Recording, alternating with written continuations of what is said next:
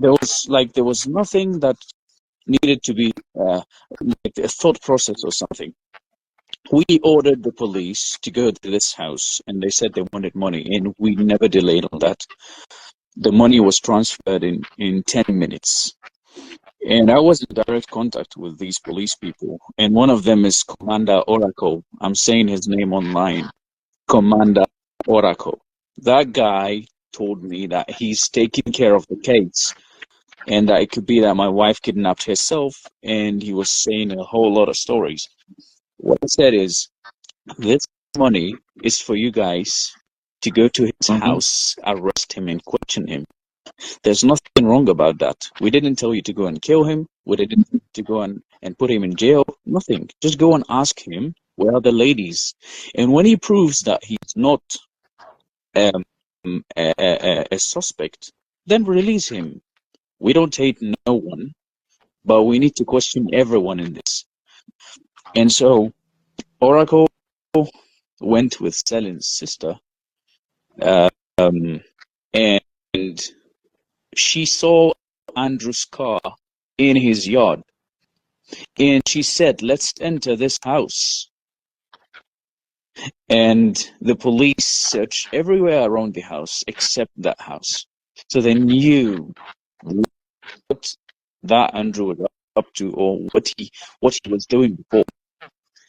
And then they told her that they will come in the same day, but around 3 a.m. to go and search that house. They can't do it now during the day. They'll have to do it in the night. And the reason they said that is for that Selin's sister to leave them. So when she left, they told her that we searched the place and we didn't find anything. Meanwhile, Andrew was there comfortably, and probably my wife and Selin were still in there. Because that was only 2 days after the kidnap. That was only 2 days after the message sent by Afiba saying kidnapped by Andrew and sending her location. So in no country on the planet, you tell someone to do something, you give them the location itself, and they tell you we didn't find anything. I'm showing you the suspect. I'm showing you the criminal. What is it? It's literally 10 minutes away from their station. Andrew's house is 10 or 15 minutes away from the station. I'm telling you, go and arrest him. You lie to me, you take money from me, you keep taking money from me and from other people, and you don't do anything about it. This is complete BS. I don't Complete know BS. what word I can describe this, but this is, I don't think it would happen in any country on the planet. I don't think it would happen anywhere. And we had contacts, and we started making kind of like inquiries. We want to send a squad to take care of this case because the Umayyah and Aba people are not doing what they have to do. And what happened is we send a squad, and the squad takes a week, and they don't report back to us. I don't know what's the reason. And then I tell the guy that I mentioned the name to you, this is what is at hand. Your girlfriend was supposed to be at the station. She needs to be questioned. She left Port Harcourt to Abuja. She fled. The day they asked her to question her, she fled.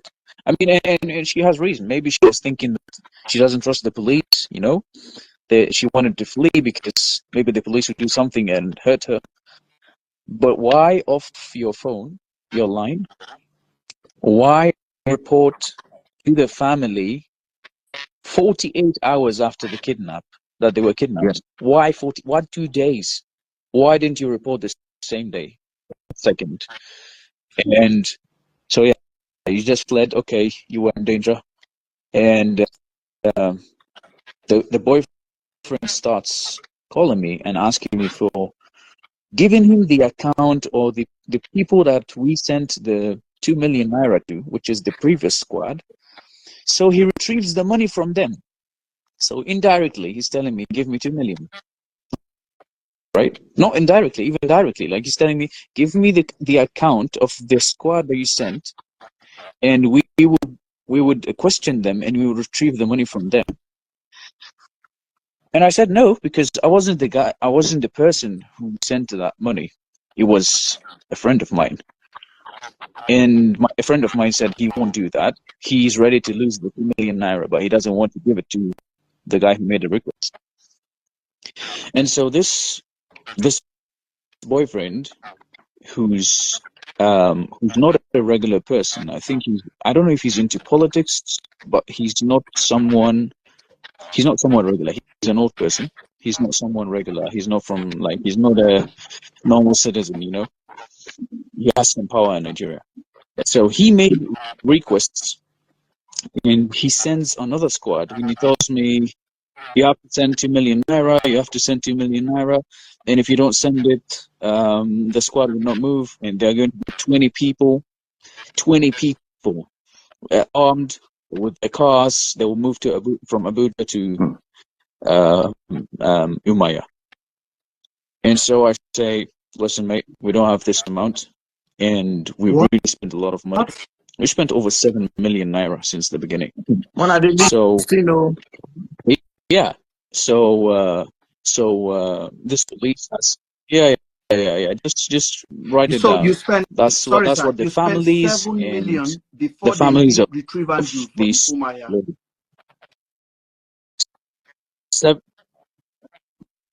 before even I think, but before Harrison was contacted, 7 million naira was spent from both families to just do something, and they were not doing anything. Oh, we will take care of it. We will do. We are searching. We are doing our best, but they were not doing anything. So, so they were taking money from the families, and they were taking money from Andrew. Like double. And what happens is, this guy asked me for 2 million, and I said, "Listen, mate, we don't have money at the moment. You have to wait for some time." And then he says he's going to make the payment. So he claims that he made a payment of 2 million, which I doubt, because the people who escorted Andrew were only 3 guys or 2 guys, right? You said 20 people. And he was saying that this 2 million will cover their hotel, their fuel, their food, and all that stuff. And I sent a message on WhatsApp saying, I'm not paying for a staycation or vacation for these people. That's their job. If this is the system in Nigeria, and it happens to be that I have to pay them their fuel, I would be happy to support them and pay their fuel. But I'm not going to pay them their hotel, neither their food, neither any of the rest. And so the guy claims that he makes the payment of the 2 million, and the squad moves. 7 days later, I'm not hearing from no one. I'm calling this guy.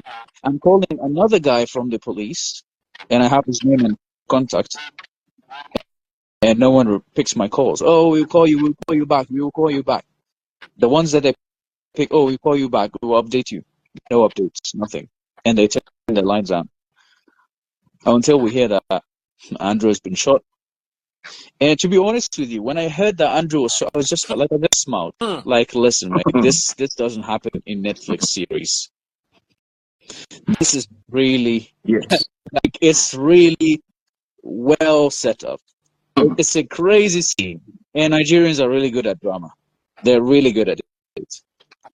So, and then no offense to Mr. Ben, but suddenly Mr. Ben comes out and starts saying the truth after Andrew said, bear with me, I have to question everything. You might not be involved in this. It's only God that knows who's involved, who's bad and who's not. and there's a judgment day. So even if it's not on this earth, this person's soul is going to suffer. Whoever did bad, whoever involved in this, whoever burnt Amen. these two families' Amen. hearts will suffer. Yes. And I'm saying this not because I'm cursing. I'm not cursing no one, but justice is always, and God is always just. So yeah, this is what I Yes. wanted to declare. So you guys were asking who mobilized this team, and we went on live before, and we said who mobilized this team. And then I was personally sent threats, and I can send screenshots of WhatsApp, that I would be filed a case of defamation. Imagine. That if a case of defamation is going to be filed against me. I was like, okay, I'm in another country. No one can touch me. Yes. I'm And they are the threatening one you. whose person is kidnapped. No one else. So, and you're threatening me. So good luck with that. You do whatever you want. I mean, I can do something here too, and I can put them in serious trouble because I have a lot of proof. So these cases, or this particular case, was, Yes. I think now 4 countries are involved in this. I want to show you how big this thing has become. Embassies, consulates, please, people don't take this as something small. I said on the live, if I have to drag 200 million Nigerians into this case for 5 years, I will do it. We understand. Not because I have anything against Nigerians. I don't have nothing against them. I have a lot of Nigerian friends. And I said that to my friends before I came to the live. I said to them, if I have to drag your people, I'll drag them. Because first, it's something that Nigerians have to take to heart. If this is the case and the families are involved in this, Nigerians have to wake up. Nigerians have to speak for their country. Nigerians have to defend their country. And everybody just kept quiet. 230 million people. These people have so much power. If these people, if these people like jump, an earthquake would happen. If these people just in one heart, you know what? I lived in Africa before, and the most thing I realized, not in all African countries, but I realized this in Nigeria. The reason Nigeria is this way, because the hearts are against each other. The hearts are against each other. The enemies, the virus is from within, not from outside. And if you have an autoimmune disease, nothing can cure it. So this is a case for Nigerians to wake up, to seek justice, to speak up, not to be afraid of nothing. Oh, they'll kill me. I'm going to be threatened or whatever. Well, this flag and this anthem that you guys sing, this has been paid with blood for, and people are taking it for granted. Your ancestors paid for this with their bloods. So please, I'm not going out of the whole context. I just want to address something. This is what is at hand. The two ladies are. It happens to be that the two ladies are now kidnapped, and we don't know their whereabouts. But tomorrow, it could be someone else, and the next week it could be someone else. And this is why I'm saying all this. Go ahead, please. He wanted to ask you a question. You can ask a question. Quick question. No, let him ask. Let him ask. Let's let the guest ask. Okay, go ahead. Okay, I wanted to say something then if you don't have any questions. I didn't have any questions. Daddy Freeze is your show. I'm going to allow you just take it. But I want to just point us to a direction. Please, thank you, sir, for coming to shed more light on this case. But please, I want Nigerians to see that this is not just a case of two people missing. This is a case of fraud. Fraud. He has come here to establish that this case, yes, system error and fraud, because there was corruption. They were extorting money from the families, and we need to know who finally, though he has given us that lead, We said it here, who invited those police. And this case will also help Nigerian police. Let me say why. It has been established now that even the IG does not have hand in this nonsense. That is the truth. It is not. I've been saying it. Not have any hand in this nonsense. So there were people who did this. And we were told that the IG was the one who authorized all this. Now let me say something. We never believed all this since day one. That's what I want to tell you. We never believed any of this, whatever the police told us. But we just took it, this is what is at hand. Let's deal with it. But it never made sense. It never made sense. I would just hop in a taxi or just meet Nigerians at work, and I just tell them the story, and they tell me, you know what? Nothing makes sense. Nothing makes sense. It's completely fishy. And because we were so involved in the case, we couldn't see much. When you're involved into something, you can't really judge it unless you go out of it and you just look at things in general. But we were still saying that all of this is a lie, and they've been taking money from us, and nothing has been done about this case. And the first thing that made me think all of this is the petition that was written on the 10th of May. How do you write a petition and you say unknown? The IGP never writes a petition, and the IGP never writes a petition and says unknown. How can you say unknown? Who the police would? How will the police arrest the unknown person? That's the petition.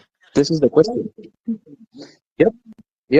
Mr. Ben, let me ask you this question. I know the petition. I'm the one who sent it. I want to ask you this question. I'm the one who received and sent and shared this with Mr. Harrison and the rest. I come to you and I tell you, someone robbed my house. Okay, and I know who the suspect is. And tell me I'm writing a petition, and I tell you, the person who robbed my house is Mr. X.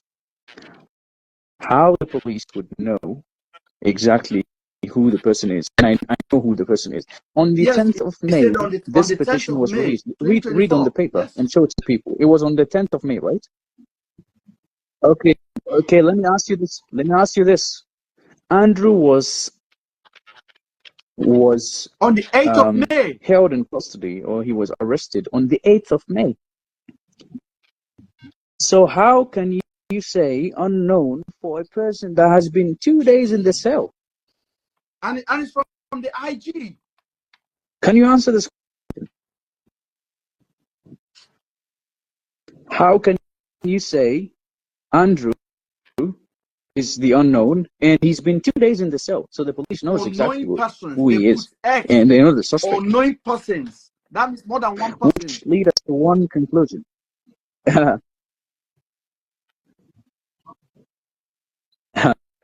Which lead us to one conclusion, which is myself suspecting the people I came on the live with just added to.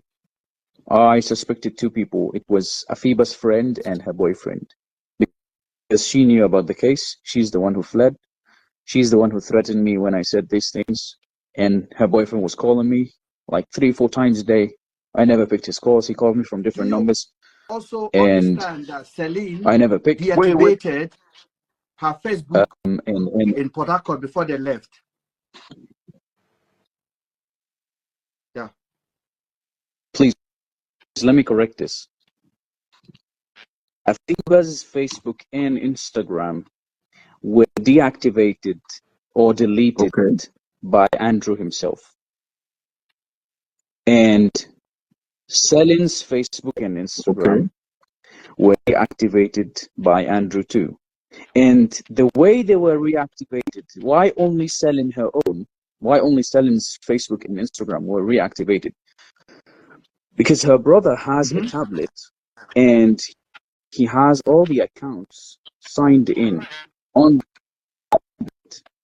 And so he went through the tablet again and he checked how did this whole story happen? If she had any messages from Andrew, and it happened to be that she had a message from Andrew, that video that was saying, "Hey Celine, how are you? This, that," but there was nothing like 1 million naira and all that stuff. Nothing of that sort. So when I called the police, and I have the numbers, the people of Umaya, I told them, why are you guys dragging this so long? This is very obvious. And they said, Celine released a Snapchat yesterday, and she's been coming online and all that stuff. I said, Mr. Officer, can I tell you that you're not smart for me not to say something else? And he said, you are trying to insult me. Let me not pick your calls again. I said, let me tell you something. Celine's brother is the person who has the tablet, and he's the one who reactivated those things. And he said, how do you know? And I said, that shows that you don't know nothing and you're not listening. We are giving you truth. You're deciding to do your own and, just hide and cover up. And so the next day, they asked Celine's brother to come, and they seized the tablet. The police seized the tablet and all the evidence that the family had. Why would you seize a tablet that has all the evidence and you never return it back? So this is a question I want to ask the police too. The IGP came online and said, you know what, give us 2 weeks. It's already 1 week. Another week now. That means that we need an update daily. If it's not daily, every 2 days, we need an update. And I can guarantee to you, the IGP doesn't know what happened in Aba and Abuja, in Umaya, sorry. I can guarantee that to you. They don't know nothing. And this shows you that there's no responsibility.